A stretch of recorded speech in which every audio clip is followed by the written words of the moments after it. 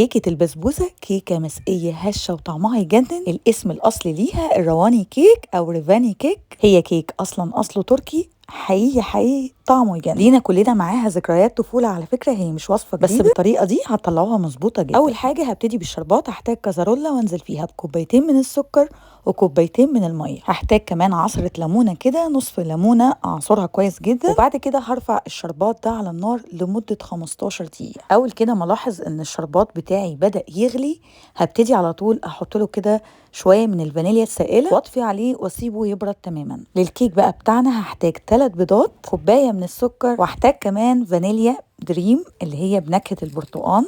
ادت الرواني تيست حلو قوي. هبتدي اشغل المضرب اليدوي وهفضل اضرب في الخليط ده لحد ما البيض والسكر يذوبوا كويس جدا ويديني اللون الفاتح ده. اول ما اللون يفتح معايا هنزل بكوبايه زيت وهكمل خفق شويه كمان. وبعد احتاج بقى كوبايه ونص كده من الزبادي هنزل بيهم على الخليط، وكوبايه من السميد اللي هو دقيق السيمولينا، وكوبايه من الدقيق الابيض العادي. هحط عليهم معلقه كبيره كده من البيكنج باودر، وهبتدي اقلب الخليط ده في تقليب متواصل كده الاول بالراحه. وبعد كده اول ما الخليط يندمج معايا هبتدي بقى اقلب جامد في اللحظه دي لحد القوام معانا كده ما يبقى عامل شويه زي البسبوسه السائله، قوام تقيل مش خفيف. صينيه بقى دي مقاس 30 في 30 بايركس او اي نوع، هدهنها دهنه سمنه كويس جدا واتاكد انها اتغلفت كويس قوي بالسمنه من الاطراف. وبعد كده هنزل بخليط الكيك بتاعي واحاول ان انا افرده كده في الصينيه. همسك كده الصينيه واحودها يمين وشمال علشان الخليط يبقى في كل الصينيه، وهدي الصينيه بتاعتي خبطتين كده عشان اخرج اي هواء والكيك بتاعنا يبقى متساوي. درجه حراره 180 بقى. خدت بالظبط معايا 35 دقيقه. بعد ال 35 دقيقه حسيت ان هي محتاجه بس يتفتح عليها الشوايه حاجه بسيطه، فتحت عليها دقيقه وبس كده.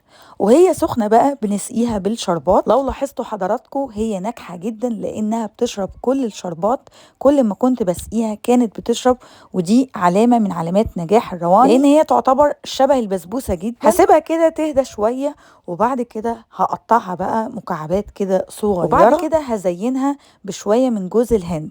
عايزه اقول لكم نكهه الجوز الهند مع نكهه البرتقال اللي احنا عاملينها في الكيك ذات نفسه خطيره. الكيكه هشه جدا ومويست جدا، طريه كده لان فيها طبعا الشربات مديها تيست طعمه حلو قوي. سكرها كمان مظبوط، مش مسكره قوي ولا زياده عن اللزوم. حقيقي تستحق التجربه. جربوها بالطريقه دي وبالمقادير دي والتزموا بالمقادير، هتطلع معاكم مظبوطه وحلوه جدا. ما تنسونيش بقى من اشتراككم في القناه حلوين. لو عجبكم الفيديو بتاعي شجعوني بلايك وكومنت كتير، وقولوا لي تحبوا تشوفوا ايه وصفات تانية على قناتي ايتنج شو بالعربي. كنت معاكم هبه احمد بقدم وصفات بطريقه سهله وسريعه. جربوا كيك الرواني بطريقتي هتعجبكم جدا، وتابعوني على القناه علشان بنزل وصفات لرمضان، وصفات حلوه قوي هتعجبكم. اشوفكم يا رب على خير، اشوفكم في وصفه جديده. الى اللقاء.